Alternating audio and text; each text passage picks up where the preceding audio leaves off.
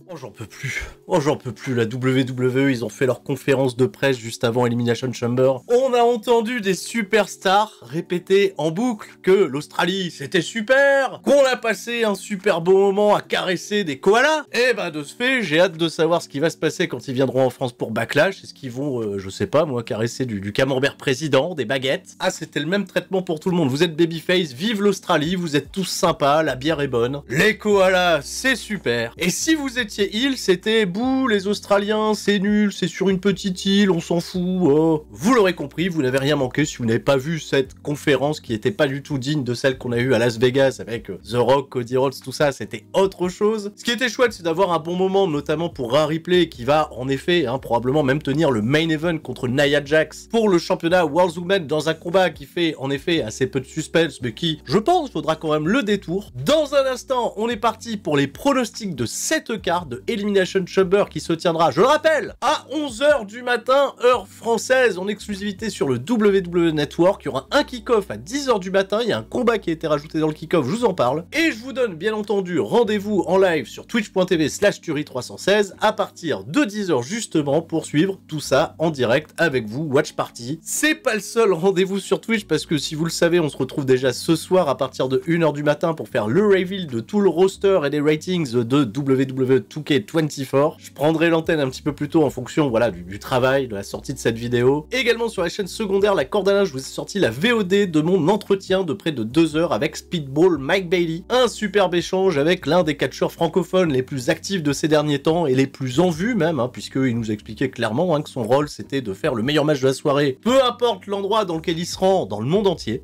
parce que c'est le Globetrotter. On a parlé de sa carrière, on a également beaucoup parlé de sa vision du catch, qui est très intéressante. Merci aux personnes qui étaient présentes en live et qui ont visiblement passé un très bon moment, je peux que vous encourager, et elles pourront que vous encourager à trouver le temps d'aller voir ces 2 heures d'entretien, c'était très cool, et peut-être qu'on remettra ça. Allez, on est parti, Perth Australia, le dernier événement dont on va parler avant WrestleMania 40, les 2 combats Elimination Chamber qui ne sont pas pour des titres, mais pour déterminer les aspirants respectivement au titre de Rhea Ripley et de Seth Rollins, les champions qui n'ont pas été choisis par les vainqueurs du Royal Rumble. Elimination Chamber, une stipulation historique qui finalement a été en danger, ça faillit pas se faire, puisque Michael Cole il a expliqué que le ferry qui était censé transporter la structure a été piraté. Et oui, il y a des pirates qui ont arrêté le bateau, donc de ce fait ils ont dû renvoyer les trucs du côté de Miami, canal de Suez, etc. Bref, c'est finalement bien arrivé, donc vous inquiétez pas, il y aura l'Elimination Chamber, mais quand même, les pirates. Oh, les pirates contre la WWE, qu'est-ce qui se passe? Bon, l'événement, il va pas être piraté pour autant, on a que 4 combats annoncés sur la carte principale, et un combat qui s'est rajouté dans le pré-show, alors ça me fait plaisir, puisque Indi Hartwell et Candice LeRae ont une opportunité au championnat par équipe féminin de Asuka et de Kairi Sane. Pas de build-up, pas de hype particulier, tout ce qui est chouette, c'est que Indi Hartwell, elle aura l'occasion de performer devant son public. Est-ce que pour autant les championnats par équipe féminin vont changer de main? Ça j'y crois moyen, il n'y a pas vraiment de programme, pas non plus de direction pour la suite des opérations. Kairi Sane, Asuka, on les attend plus pour tourner autour de Io Sky dans le programme face à Bayley qui se dessine lui pour WrestleMania. Je vais pronostiquer donc une victoire des Kabuki Warriors en espérant quand même que Indi Hartwell ait l'occasion de briller. Ce serait quand même la moindre des choses. Puis ça fera une bonne mise en bouche. La carte principale, comme pour le Royal Rumble, 4 combats annoncés et un segment. Un segment, attention, important, pas des moindres, on va d'ailleurs en parler tout de suite, c'est le Grayson Waller Effect. Ou Grayson Waller australien, qui s'est bien chauffé lors de la conférence de presse, bel accueil du public, recevra en invité Cody Rhodes et Seth Rollins. Vont-ils s'allier, vont-ils pas s'allier contre ceux qui ne sont pas annoncés du côté de l'Australie, Roman Reigns et The Rock. Grayson Waller, on a tout de suite compris sa prise de parti, ça va être de défendre les intérêts du chef tribal, la dynastie, de la Bloodline, et très sincèrement, à part peut-être un défi lancé par Rollins et Cody Rhodes à The Rock et Roman Reigns pour WrestleMania, ou la présence surprise du champion universel et de The Rock, qui pourrait peut-être mettre les pieds quand même en Australie, je ne sais pas où ce segment pourra nous conduire. Grayson Waller, il sera devant son public, Cody Rhodes, Seth Rollins, c'est toujours bien de les faire apparaître, mais il faut apprendre des choses, faut du concret en vue de WrestleMania. Si c'est bien le plus grand WrestleMania de tous les temps, il y a cette petite rumeur de faire un match par équipe dans le main event de la nuit 1, est-ce que ça tombera là? Est-ce qu'on aura une autre annonce? Curieux, je ne pronostique rien, de toute façon il n'y a pas de combat, donc je vais pas pronostiquer. Les championnats par équipe indisputés sont défendus par le Judgment Day, Finn Balor et Damian Priest qui feront face à Tyler Bate et Pete Dunne qui désormais s'appelle New Catch Republic. Ah ouais, tiens, tiens, New Catch Republic. Alors celui-là, il est sorti un peu de nulle part. Alors bien évidemment, ça me fait excessivement plaisir de voir Tyler Bate et Pete Dunne se hisser à la tête, enfin quasiment à la tête de la division par équipe, d'avoir cette opportunité de pouvoir concourir pour les championnats par équipe devant 50 000 personnes à peu près, c'est ce qui a été annoncé pour le show. Mais leur build-up, il s'est fait que très récemment, les grosses victoires, elles ont surtout été prises contre les Pretty Deadly. Ils ont battu en effet Dominic Mysterio et JD McDonagh. Oula merde! Oh, je devais pas le dire parce que c'est diffusé lors de l'épisode de SmackDown ce soir. Mais bon voilà, autant pour moi, j'ai balancé le résultat, il y aura pas de SmackDown recap, je suis désolé. Ça reste, ceci dit, en termes d'accomplissement assez léger, je trouve, pour aller battre Finn Balor, Damian Priest, qui tiennent vraiment très bien ses titres. Les interrogations autour de ce championnat se font peut-être pour l'après. Alors R-Truth, apparemment, il s'est trompé d'avion, lui il est parti en Autriche au lieu d'aller en Australie. Bah ouais, il a posté ça sur les réseaux sociaux, ça a fait gaulerie. Et ce qui est toujours un peu déroutant, c'est Damian Priest, quel rôle va-t-il occuper, sachant qu'il possède le Money in the Bank, qu'il l'a toujours pas utilisé, qu'il est obligé d'attendre que Seth Rollins soit clear médicalement pour pouvoir encaisser sa mallette, et il évoque jamais la possibilité de l'encaisser sur Roman Reigns, donc on est dans une position d'attente avec ces championnats par équipe. On devra avoir de très bons catchs sur le papier. Même si le résultat est prévisible, et je vais pronostiquer une victoire du Judgment Day, je pense qu'on va, ceci dit, bien se régaler. C'est peut-être le main event, comme je l'ai dit tout à l'heure, Rhea Ripley défend le championnat World Women contre Nia Jax. Autant le dire tout de suite, les performances de Nia Jax, elles font un petit peu les montagnes russes. Contre Becky Lynch, ceci dit, c'était très bien. Est-ce que ça sera tout aussi bien contre Rhea Ripley, qui va être porté par tout son peuple? Ça peut promettre de très belles images. Le suspense en revanche, il est pas trop là. Ce que j'ai vraiment apprécié dans cette construction de l'affiche, c'est, que Nia Jax a été vachement crédibilisée, hein, même peut-être un peu trop, quoi, là. Elle a terrassé vraiment toute la division féminine jusqu'à pulvériser au dernier Monday Night Raw les 6 participantes à Elimination Chamber. C'est beaucoup, non?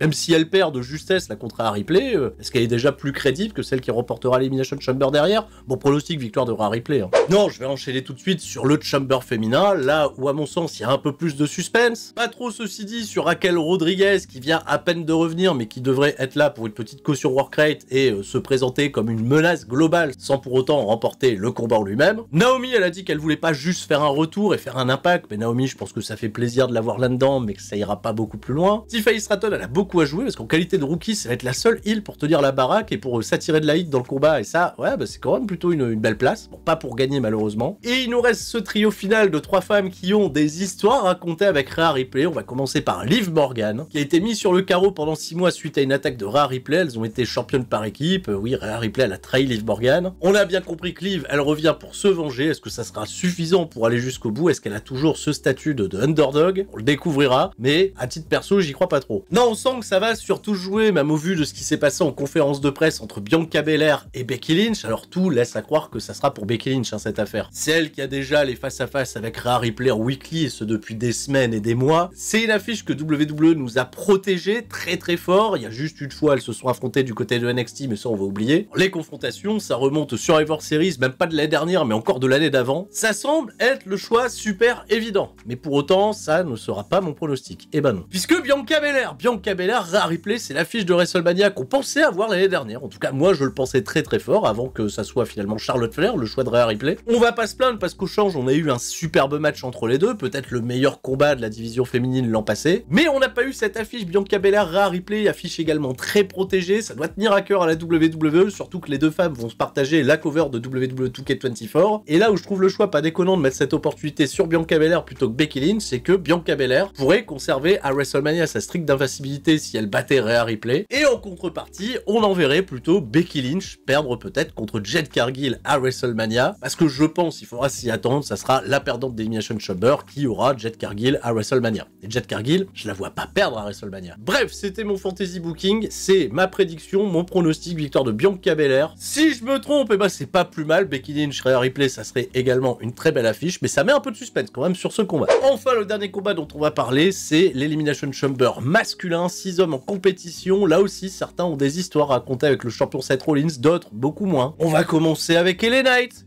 qui n'a absolument aucune histoire à raconter avec Seth Rollins. Alors là, LA Knight, il est là. Bon, il est là, il est populaire. Ça fera probablement plaisir aux Australiens. LA Knight, on le verra en France, on serait ravis aussi. Mais pour gagner l'Elimination Chamber, c'est mort. Bobby Lashley, alors là, c'est l'hécatombe, hein. Bobby Lashley, le momentum, il a totalement fondu comme neige au soleil. Il s'est qualifié dans l'Elimination Chamber, ça fait quand même du prestige, puisque c'est un ancien champion du monde. Mais excusez-moi, encore une fois, 2023-2024, c'est pas du tout le grand moment de Bobby Lashley. Depuis qu'il a perdu le titre, on patoche dans la smoule, on n'est pas bien. Logan Paul et Kevin Kevin Owens, ils sont toujours en pleine feud, ça s'est encore ressenti lors de cette fameuse conférence de presse. Je pense pas que ni l'un ni l'autre ne remportera l'Elimination Chamber. Pour Kevin Owens, ça ferait assez peu de sens. Pour Logan Paul, ça pourrait faire un rematch contre Seth Rollins, mais j'y crois moyen. On conclut encore une fois avec Drew McIntyre et Randy Orton. Et ben, mon pronostic s'arrêtera. Oula, je réfléchis, mais putain, Randy Orton, ce serait pas mal. Hein. Imaginez le remake de WrestleMania 31 avec ce RKO qui a surpris tout le monde et Randy Orton, le 15e titre, ça pourrait être pas mal. Drew McIntyre, c'est certainement ce qui fait le plus de sens au vu de ses performances, de ses promos chocs ces derniers mois, ces dernières semaines. Il est vraiment fantastique. En effet, ça ferait un match de plus contre Seth Rollins. On en a eu combien? 2, 3 ces 4 derniers mois. C'est peut-être le résultat le plus logique, le plus cohérent sur le papier. Et pourtant, ma prédiction, elle va se porter sur Sami Zayn. Ah ouais, allez, hop, c'est culotté, j'y vais, Sami Zayn. Alors pourquoi Sami Zayn? Pourquoi Sami Zayn? Bien sûr, parce qu'il veut, par quelconque moyen, avoir sa route vers WrestleMania. Devenir champion, c'est l'objectif. Et là, il y a un scénario. Vas-y, c'est totalement tiré par les veuches, mais je le tente quand même. Kevin Owens, il se fait casser la gueule par Logan Paul, comme ça avait été le cas, souvenez-vous, avec Edge qui prend la place de Kofi Kingston il y a de ça 15 ans. On fait un scénario similaire, tu vois, une connerie du genre. Sami Zayn, il prend la place de Kevin Owens. Ça fait sens. Kevin, il peut pas concourir, il laisse son pote Sami Zayn prendre sa place, et Sami Zayn, il bat à la fin de l'Elimination Chamber Drew McIntyre, comme ça Drew McIntyre, à la limite, il trouve une bonne excuse. Oui, j'ai perdu contre un mec qui était pas censé être dans le Chamber match, de ce fait, on sait pas, on fait peut-être un triple sweat à WrestleMania. Mais si Sami Zayn, avec tout ce qu'il nous raconte, s'il est cohérent, s'il est pertinent, s'il y a bien quelque chose,